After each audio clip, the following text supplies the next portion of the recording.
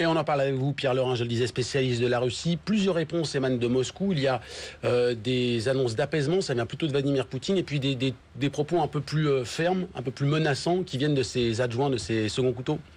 Je crois que ce qui se passe aujourd'hui à Moscou, c'est que on est confronté à une catastrophe énorme, parce que depuis quelques semaines, la Russie essayait de trouver une solution pour sortir de la crise, pour sortir, elle, de la crise. Là, il se trouve que tous ceux qui, à Moscou, essayaient de dissuader le président en lui disant « non, il faut qu'on aille jusqu'au bout, etc. », ont perdu, ils savent qu'ils ont perdu la partie. Donc ils essayent pour le moment, je crois, simplement de sauver les meubles, de sauver ce qui peut l'être. Mais il n'y a rien à sauver. Mais ça peut servir à quoi finalement? Ça peut donner quoi, ces espèces de double discours ou non, double ligne rien. Là, pour le moment, on est dans une ligne floue, tout simplement, parce que la ligne véritable n'a pas réellement été définie. Mais Vladimir Poutine l'a dit, aujourd'hui, c'est un cessez-le-feu qui doit s'imposer. C'est une trêve qui permettra d'engager un dialogue, ce qui était prévu par les accords du 17 avril, c'est-à-dire qu'on revient aux accords de Genève d'il y a 3 mois. De ce point de vue-là, aujourd'hui, curieusement, malgré, ou peut-être à cause de cette catastrophe, on est dans une séquence qui peut être plus qui peut porter plus de fruits aujourd'hui, tout simplement parce que chacun se rend compte que l'on court à la catastrophe. C'est le réveil dont parlait Barack Obama. Je crois, oui. La problématique pour Vladimir Poutine, c'est qu'il appelle un cessez-le-feu qui était déjà en vigueur et dont les Russes ou les pro-russes ont profité pour se réarmer.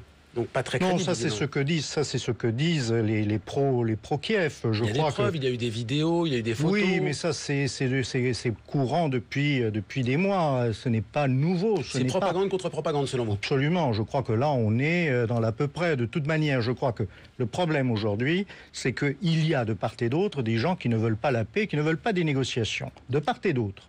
Parce que le gouvernement de Kiev n'est pas homogène. Il y a des groupes à Kiev qui n'ont pas du tout intérêt à la paix.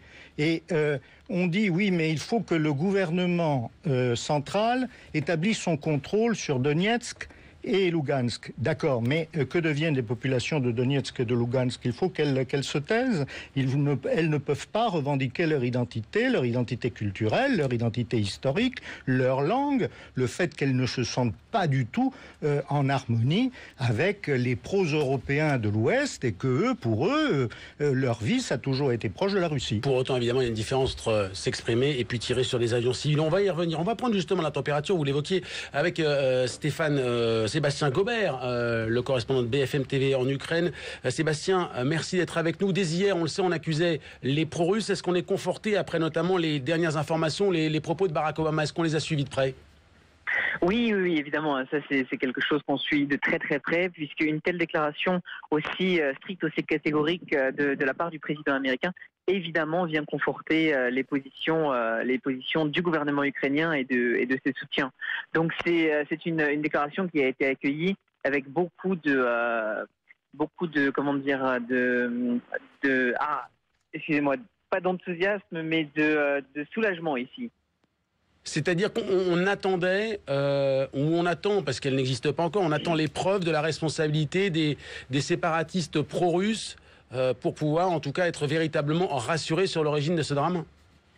Oui, évidemment, on attend les preuves, on attend l'ouverture d'une enquête d'une enquête internationale, sachant que ici personne ne croit vraiment dans la faisabilité de cette enquête, puisque le gouvernement ukrainien a déjà dénoncé les forces pro-russes ici comme une entrave à l'enquête. Aujourd'hui, il y a des observateurs de l'OSCE qui se sont rendus sur place et eux-mêmes ont confirmé qu'ils n'avaient pas eu tout l'accès au site du crash tel qu'il l'aurait souhaité. Donc en fait, on ne fait pas vraiment confiance à cette perspective d'une enquête internationale qui établirait véritablement clairement et de manière catégorique les causes de l'accident. Ce qui est très important, c'est que la population ukrainienne, que ce soit du point de vue politique ou du point de vue médiatique, reproche de plus en plus à l'Occident en fait sa faiblesse vis-à-vis de la Russie et vis-à-vis des forces pro-russes.